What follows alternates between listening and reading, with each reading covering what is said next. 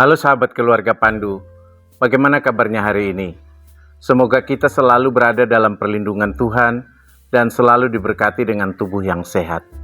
Selamat bertemu kembali di channel Keluarga Pandu dalam program Studi Alkitab. Studi Alkitab kita kali ini terambil dari kitab Sefanya pasal 1 ayat 1 sampai dengan ayatnya yang ke-6. Sebelum mendengarkan penjelasan saya, silahkan sahabat-sahabat keluarga Pandu membaca teks Alkitabnya terlebih dulu. Sebelum lanjut, jangan lupa subscribe, like, komen, dan share untuk membantu mengembangkan channel ini, supaya channel ini bisa bermanfaat untuk siapa saja. Kitab Sefanya memang tidak berbicara hanya tentang penghakiman atas Yerusalem dan Yehuda, tetapi juga penghakiman atas dunia secara menyeluruh. Karena itu dalam kitab Sefanya kita tidak hanya menjumpai orakel tentang bangsa Yehuda, melainkan juga tentang bangsa-bangsa lain. Meskipun diasumsikan bahwa tulisan-tulisan Sefanya berasal dari Sefanya yang hidup di zaman Raja Yosia, yaitu tahun 639 sampai 609 sebelum Masehi, namun tulisan-tulisan dalam narasi Sefanya lebih memperlihatkan situasi kehancuran Yehuda dan Yerusalem. Kitab Sefanya menekankan kuat soal hari Tuhan yang merupakan penghakiman untuk seluruh dunia. Namun ada juga janji keselamatan untuk bangsa-bangsa yang berbalik kepada Yahweh. Keselamatan lebih digambarkannya sebagai pembebasan bagi mereka yang miskin. Nama Sefanya berarti Yahweh bersembunyi atau Yahweh melindungi. Sefanya dikatakan berasal dari ayah bernama Kushi, kakeknya bernama Gedalia.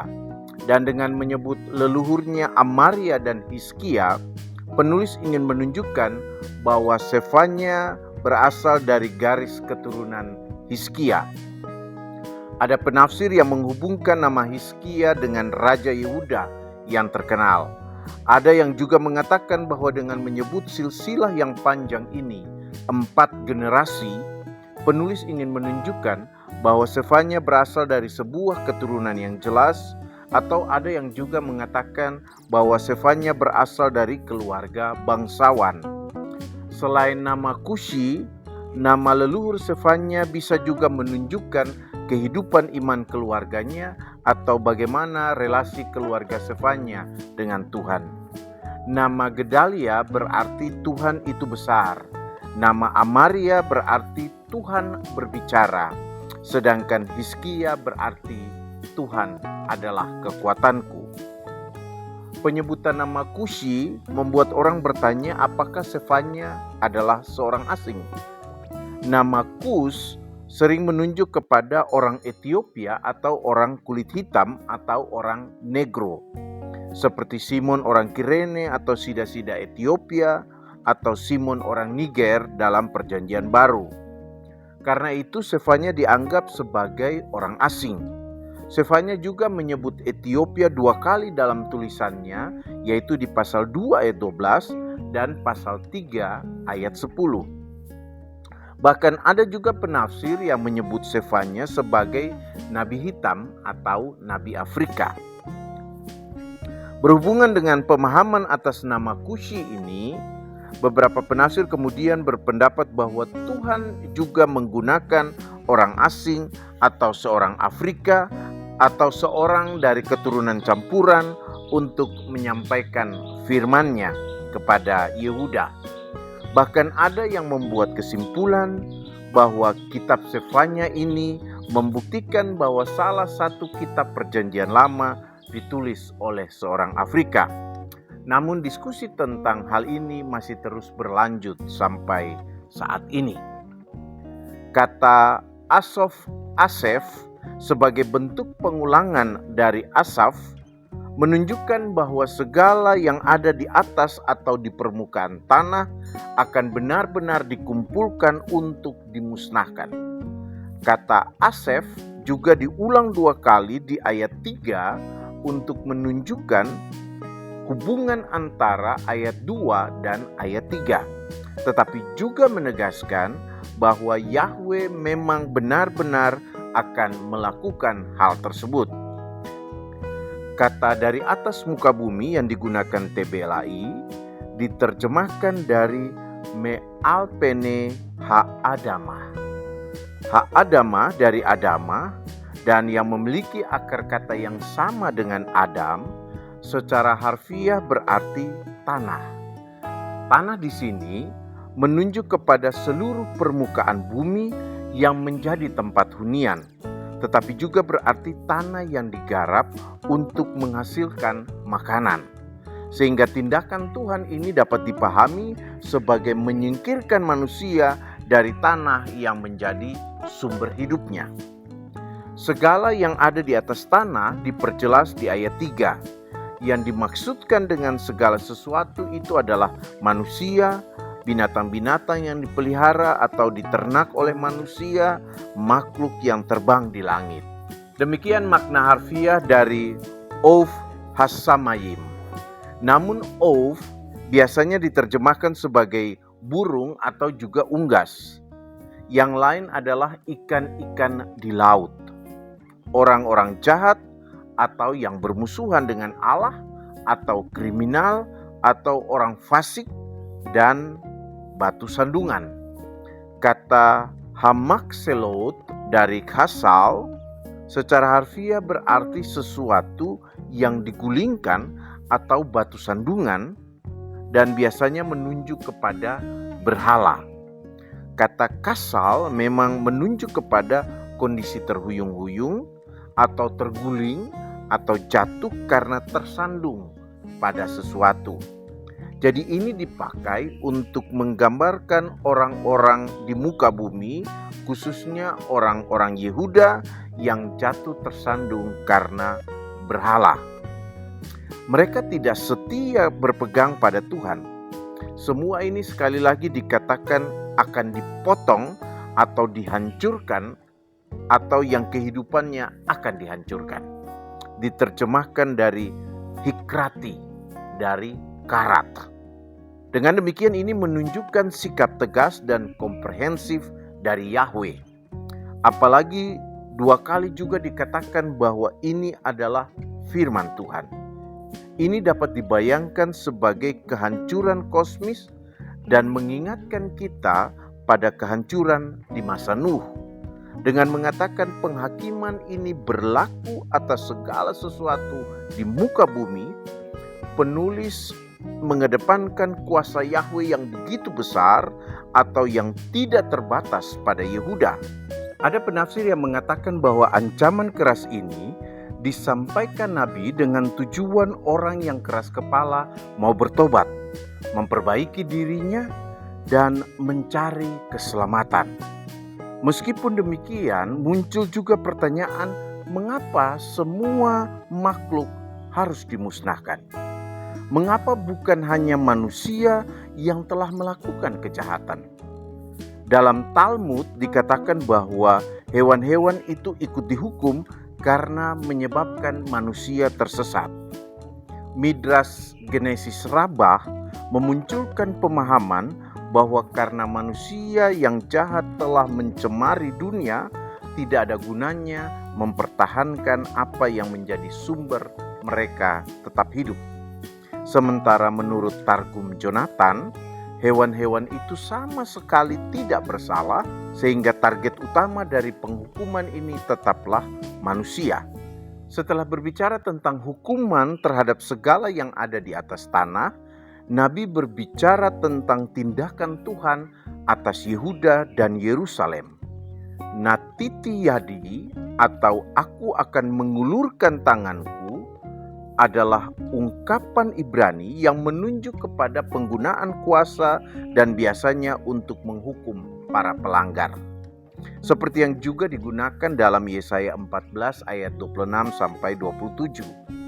Kata hikrati juga kembali digunakan di ayat 4 untuk mengawali pembicaraan tentang siapa saja yang akan dihukum. Jika melihat perkataan Sefanya di ayat 4 sampai dengan 6, maka yang akan dihukum Tuhan di lingkungan Yehuda dan Yerusalem adalah setiap sisa-sisa Baal, para imam penyembah berhala dan juga penyembah berhala, orang-orang yang menyembah di atas sotoh kepada tentara langit, orang-orang yang bersumpah setia kepada Tuhan tetapi juga bersumpah demi dewa Milkom, serta orang-orang yang berbalik dari Tuhan, tidak mencari Tuhan dan tidak meminta petunjuk Tuhan.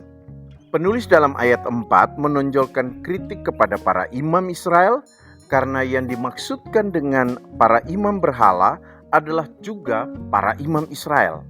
Para imam ini ikut terlibat dalam penyembahan berhala dan juga memimpin orang-orang Yehuda untuk ambil bagian dalam penyembahan berhala.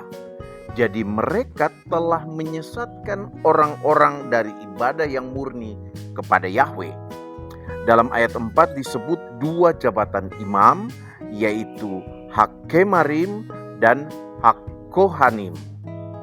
Hakemarim menunjuk kepada imam-imam Yehuda yang terlibat dalam penyembahan berhala, sedangkan Hakkohanim menunjuk kepada imam-imam kafir atau yang tidak ada hubungannya dengan ibadah di bait suci.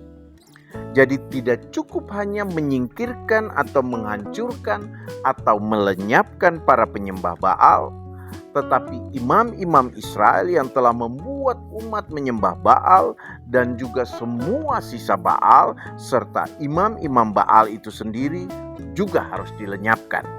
Baal adalah dewa kemakmuran dan kesuburan orang Kanaan. Baal dipercaya mengendalikan dan memberikan kesuburan kepada manusia, tanah, dan hewan. Adanya kesuburan menandakan kemakmuran dan kekayaan. Dengan menyembah Baal berarti orang-orang Yehuda dan Yerusalem mencari kesuburan pada Baal, bukan lagi pada Tuhan. Dengan demikian, dengan menghancurkan segala yang ada di atas tanah dan juga Baal yang dipercaya memberi kesuburan, Yahweh ingin menunjukkan bahwa tidak ada yang bisa diandalkan dari Baal dan bahwa kehidupan mereka sesungguhnya bergantung pada Tuhan, bukan pada tanah dan segala yang ada di atasnya yang dipercaya bisa diberkati oleh Baal. Selain penyembahan terhadap Baal, disebut juga penyembahan kepada tentara langit atau penghuni surga. Penyembahan ini dilakukan di atas atap rumah sehingga bisa dimaknai penyembahan ini lebih bersifat pribadi atau keluarga. Kata lisva dari tsaba dapat memiliki arti tentara atau bala tentara atau perang atau tuan rumah. Dengan begitu, lisva hasamayim dapat diterjemahkan sebagai tentara langit. Tetapi ada juga yang menerjemahkannya sebagai matahari, bulan, dan bintang. Saya lebih melihat kata tsaba dalam hubungannya dengan tentara. Tampaknya penyembahan ini dihubungkan dengan mencari perlindungan atau rasa aman. Penyembahan ini biasanya dilakukan oleh bangsa Kanaan, Babel, Asyur, dan Mesir.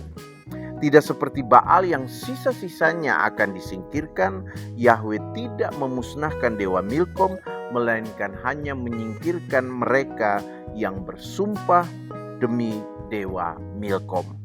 Penyembahan terhadap Milkom atau Moloch atau Molech sudah dilarang dalam kitab Imamat, antara lain Imamat 18 ayat 21 dan pasal 20 ayat 2-4, serta 1 Raja-Raja 11 ayat 7. Larangan ini dihubungkan dengan pengorbanan anak kepada Moloch. Salomo, Raja Israel, juga melakukan penyembahan kepada Milkom. Salomo juga melakukan penyembahan kepada Milkom. Ketika melakukan reformasi, Yosia juga menghancurkan tempat-tempat penyembahan kepada Milkom. Milkom adalah dewa orang Amon, tetapi juga dimengerti sebagai raja mereka, seperti oleh penerjemah Septuaginta. Mungkin mau ditunjukkan bahwa menyembah raja juga sama dengan menyembah berhala. Luther juga menyetujui terjemahan ini dan dihubungkan dengan raja untuk menunjukkan bahwa orang percaya harus menunjukkan kesetiaannya hanya kepada Tuhan. Calvin menilai sikap orang Yehuda dan Yerusalem ini sebagai bukti dari pengkhianatan terbuka. Yang juga akan dimusnahkan menurut sang nabi adalah mereka yang berbalik dari Tuhan, yang tidak mencari Tuhan dan tidak menanyakan petunjuknya. Hanesogim dari suk secara harfiah berarti menjauh atau mundur atau berbalik. Namun secara kiasan bisa juga berarti murtad.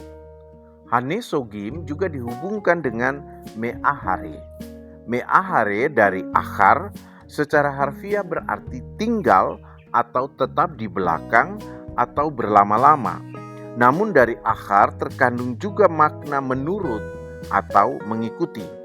Dengan demikian kata Hanesogim me'ahare Yahweh dapat diartikan mereka yang menjauh dan tidak mengikuti atau tinggal di dalam Yahweh. Jadi yang dimaksudkan sang nabi adalah orang-orang yang tidak lagi setia kepada Yahweh dan tidak lagi menjadikan Yahweh sebagai Allah mereka. Pernyataan sang nabi ini semakin diperkuat dengan penggunaan kata biksu dan derasuhu. Biksu dari bakas secara harfiah berarti mencari atau berkonsultasi atau memohon atau meminta atau membutuhkan.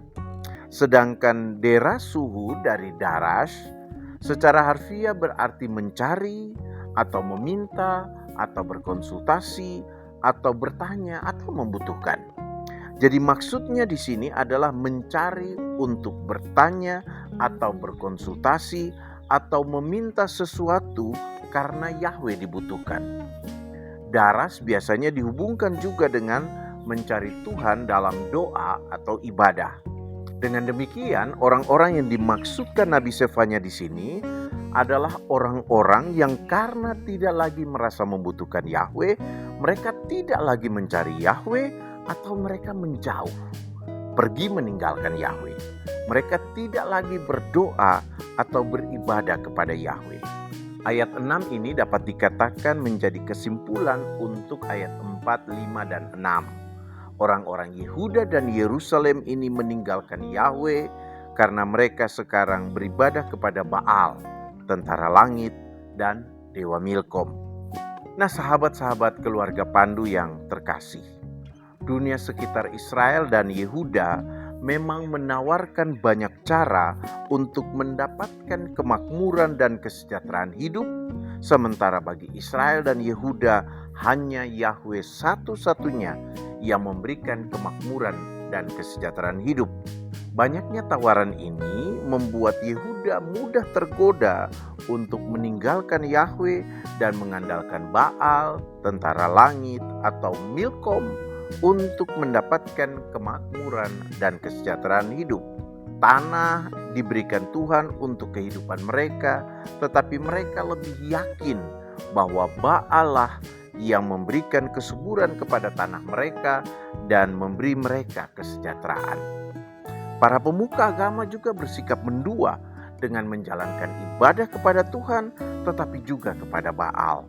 Dengan demikian, umat lebih diarahkan pada penyembahan kepada Allah lain dan tidak lagi mencari Tuhan dalam doa dan ibadah.